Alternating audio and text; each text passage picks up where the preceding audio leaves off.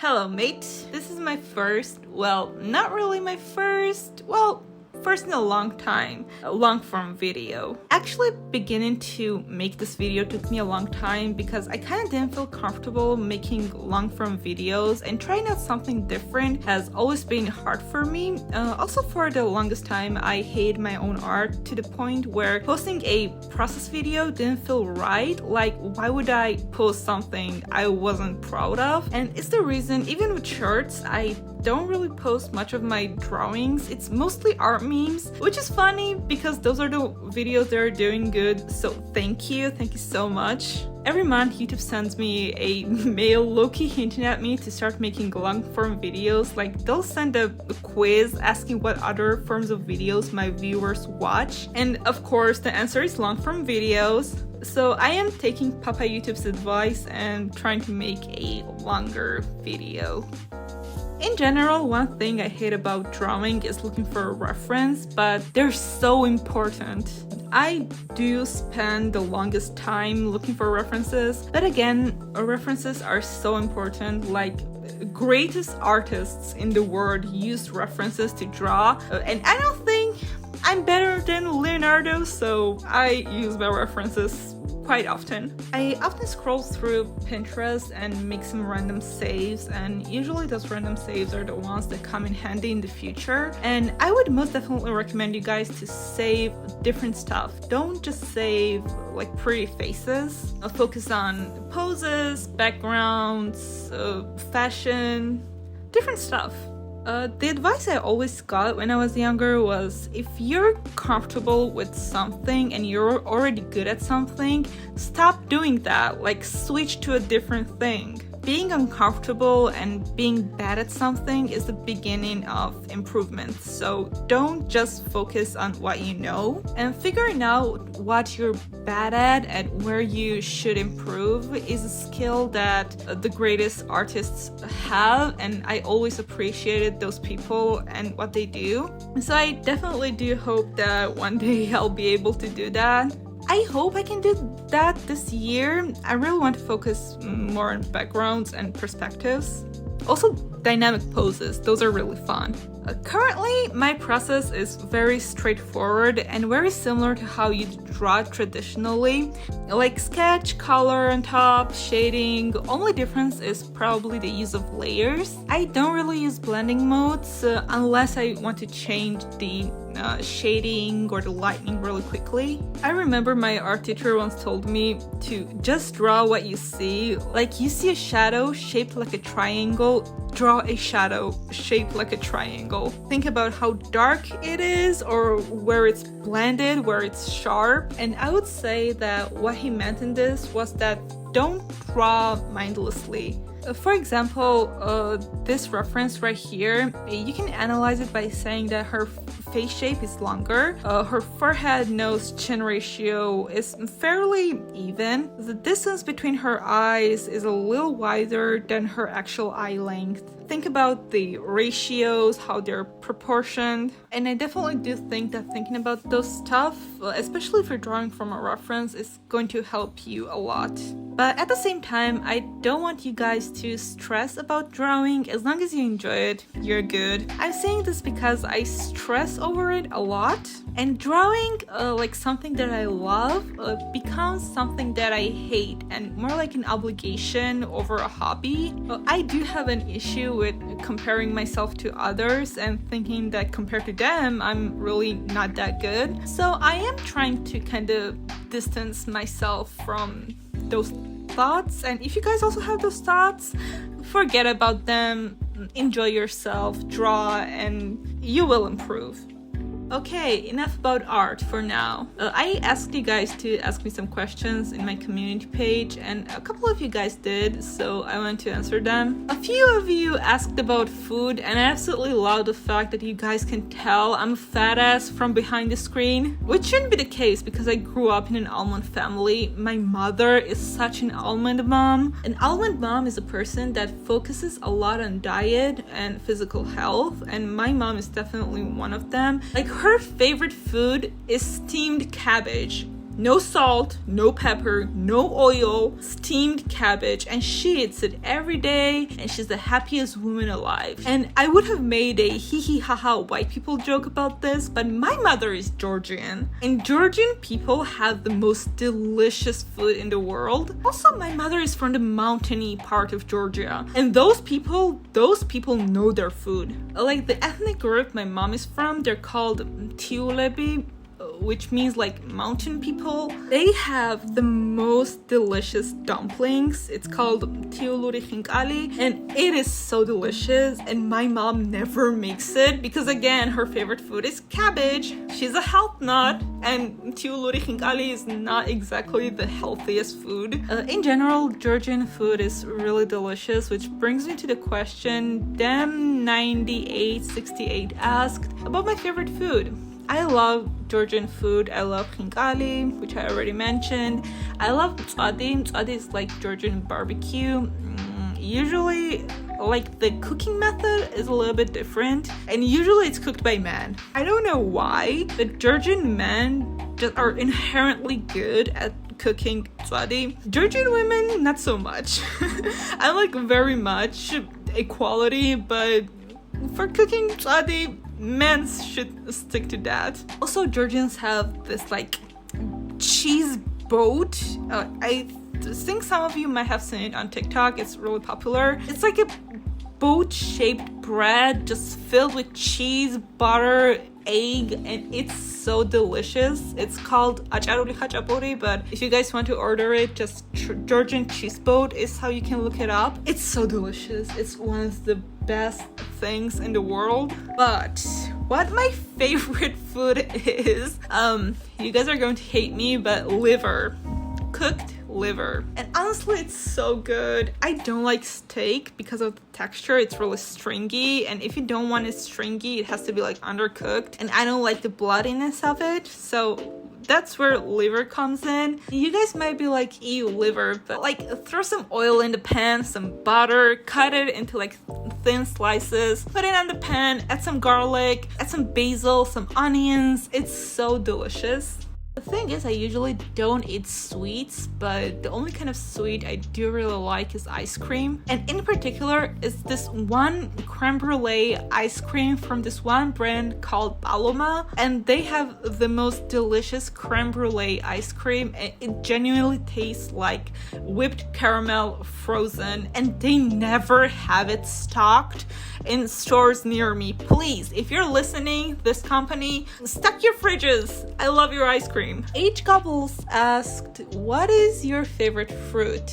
Honestly, any fruit is delicious, but my favorite is 100% apples, which I know it's such a basic bitch answer, but apples are so good and they're so satisfying when they're like really crunchy and crispy and you just bite into it and it makes this like sound. My Eliza Dole asked for a story time if possible. I thought about this question for a couple of seconds and I realized how much of a boring person I am because I never get into drama. I don't like arguing with people or fighting with people. I never liked boys enough for me to have a boy story. I never had arguments with my friends, but stories I do have involve creeps. I have so many creepy man stories with friends and regular people.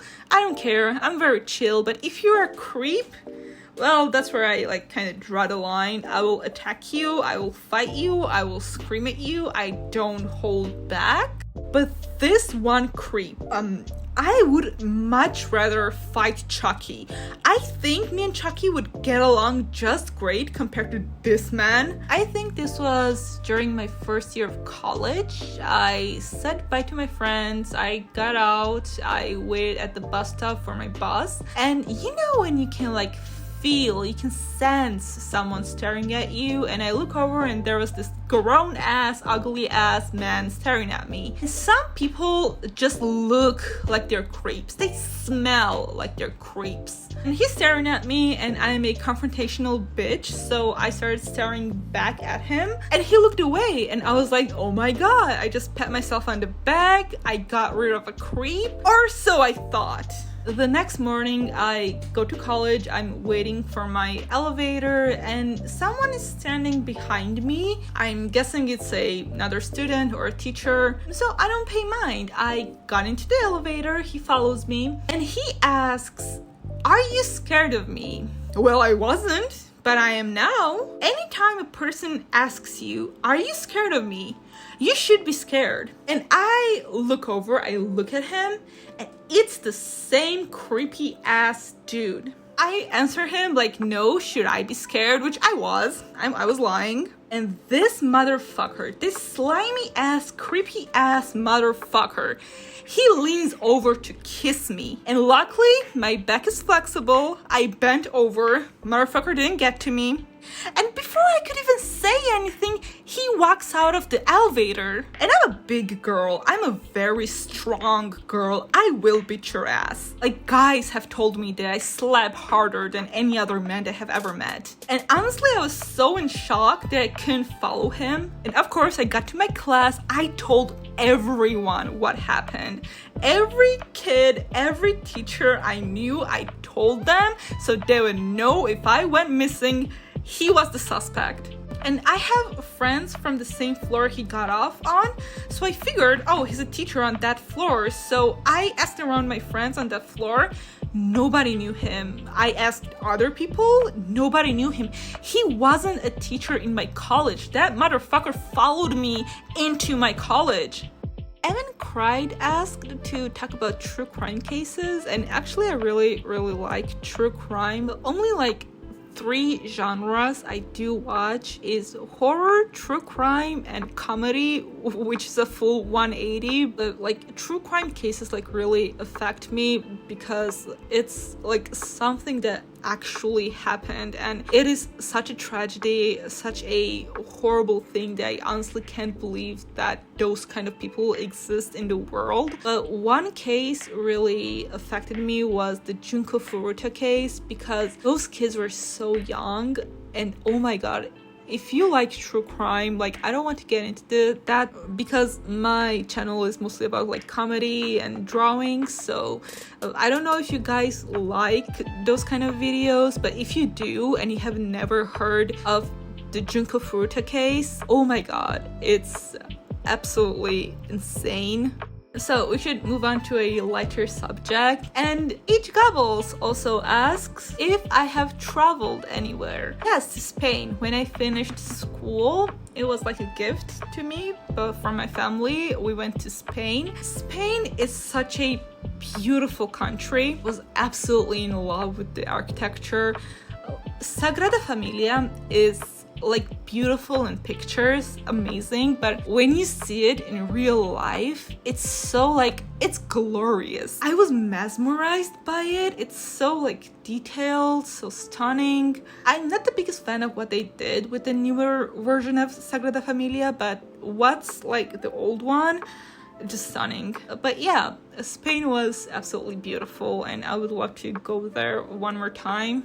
I remember me and my classmates, we were planning on going to Egypt, like actually planning, like looking for the tickets and where to stay and what to visit. We were 16, and as soon as our parents heard about it, they were like, no, we're not going to let a bunch of 16-year-olds go to Egypt alone. Like, it was the most insane idea we have ever had. But it was fun. Like, we really wanted to go to Egypt. And oh my god, I was able to render the top of the head so quickly, so fast, so beautiful. I forgot to record. I'm sorry. And to make up for my mistakes, I kind of decided to make a separate section for how I render hair. Basically, when you're rendering your hair, you want to look at it as shapes. For example, I'm going to pick this reference picture and I'm going to show you how I would render this small section of hair. Basically, when you look at hair, you should be able to kind of like identify some simple geometric shapes, and you can start out by like drawing those geometric shapes. And usually for rendering, I will use a tapered brush like I was using all throughout this video, and I'm going to start out with the darkest shadows I see. and for this image it's right here and right here. And with the tapered brush I'm going to start making like long strokes, and that way I will create hair-like shadows. Afterwards I'm going to pick a medium shade and again identify like medium tones in this block of hair and kind of place it with this like long strokes. And for the last part, the highlights, pick a light shade and make the same strokes. It's really like super easy. I don't know how else to explain it honestly. And when you kind of create and finish this one block of hair, you can afterwards like move on and identify more blocks of hair and render it in a similar way, and in full you're just going to get a full head of hair. Okay, the last tip I have for you guys. While I was drawing the outfit, I didn't want it to make it like too basic, so I decided to make it sparkly, and I could 100% sit there and start drawing individual sparkles, which was going to take forever. Instead, whenever you see something that's textured, has sparkle, instead of using like individual dots and trying to draw individual detail, look for textured brushes. And sometimes you will see a similar texture in a brush that you see in the picture. For example, in this reference, the sparkles and the shiny parts, they're kind of like little dots. So instead of like drawing those little dots, I picked a brush that was textured, and the texture was kind of like little dots, and that made the rendering process like really quick. And I think it does look a lot better compared to what it would have looked like if I started doing like individual dots. Definitely try out different texture brushes, like they're like actually really important in digital art. And if you're still here, thank you for watching this video. I am genuinely really grateful. You guys probably have just seen my shorts. I've never really made like long form videos, so I was a little bit nervous making this one. Leave some suggestions on if you would want to see more long form videos or what you would like to see. I want to make long form videos, so give me some suggestions please. Thank you. Bye. I love you. Goodbye.